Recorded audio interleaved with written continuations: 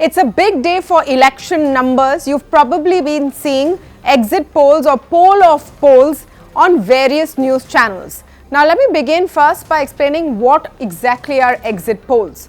As per the Election Commission, after there is a vote cast, agencies can go and ask people who they voted for. Research agencies on the basis of this data compute and make projections of who could win the elections. Typically, this information cannot be put out till the last day of voting, and then after a gap of a couple of hours, people are allowed to put out this information. Over the last few years, news channels tie up with various agencies and then throw up this data. What's important to remember is that these are projections. These are not the final results. So, for example, for the states of Himachal Pradesh and Gujarat, which have had assembly elections recently, in fact, Gujarat finished its second phase of voting just today, you'll see the actual results on the 8th of December. Likewise, for the MCD elections, you see it on the 7th of December. The MCD elections is basically the municipal body elections in Delhi. If you're wondering why that's become a big deal, then it's important to understand what the national picture over here is.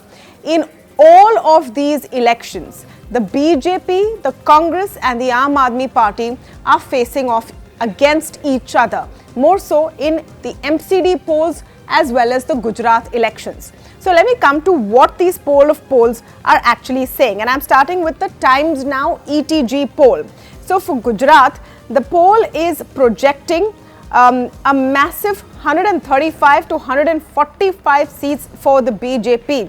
Remember, the assembly has 182 seats. So the BJP might yet get its best ever performance in Gujarat, although with a drop of vote share compared to 2017. Why has that happened?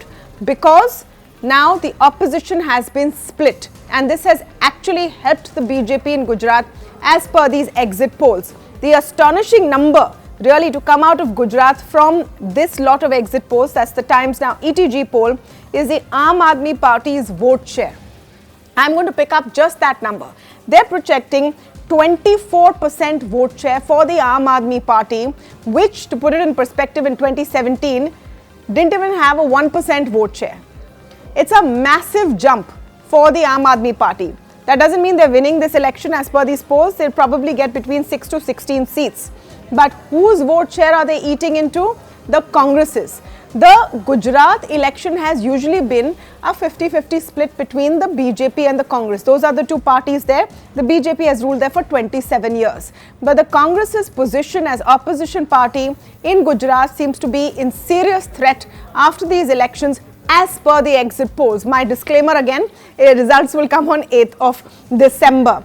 The Congress has lost massive vote share to 23.4%.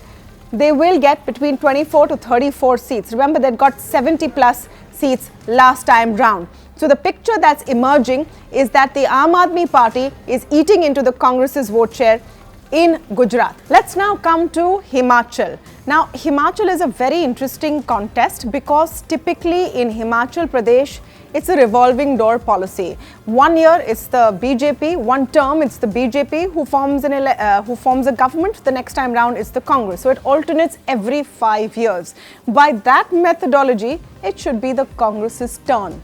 But will the BJP break tradition and continue in Himachal is the question. If I look at what Times Now ETG is projecting, out of the 68 seats up for grabs in the Himachal Assembly, the BJP should get between 34 to 42, while the Congress gets between 24 to 32. So while it looks like the BJP is in the lead as per this survey, there are others which are also projecting that the Congress might have a slight edge. If I were to put it down very, very simply, it's going to be a photo finish. It's a close call.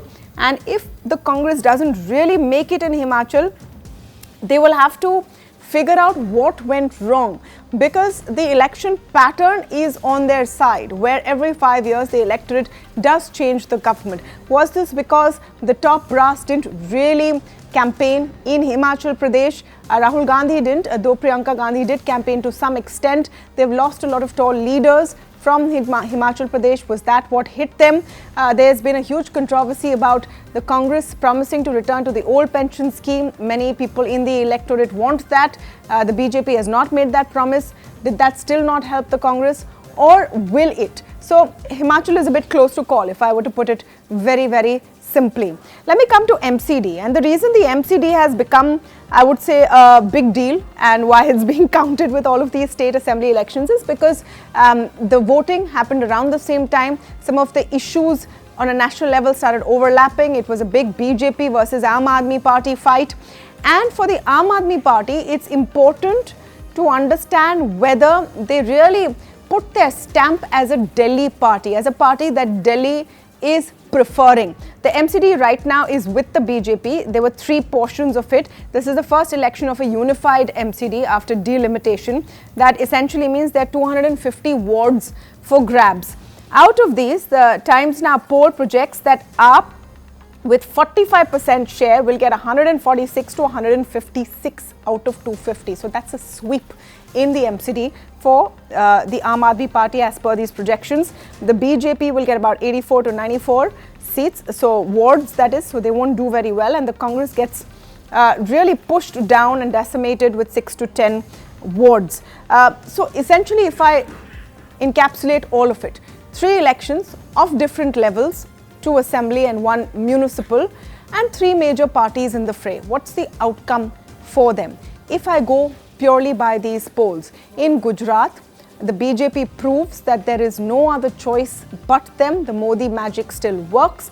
They are continuing after 27 years with even a bigger lead. So it's a massive pro-incumbency. But the headline out of Gujarat will still be that the face of the opposition has changed. It was always 1 versus 1. It's now the Aam Aadmi Party in the picture. And they are giving the Congress a run for their money in the opposition. So just that big jump in vote share will be a huge achievement for them if these polls do come true. In Himachal Pradesh, it's a close call.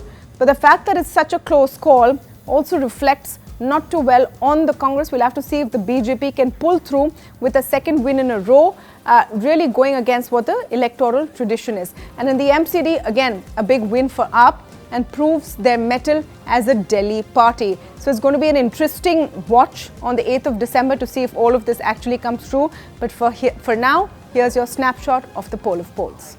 If you like this video, then like, share and subscribe to Mirror Now.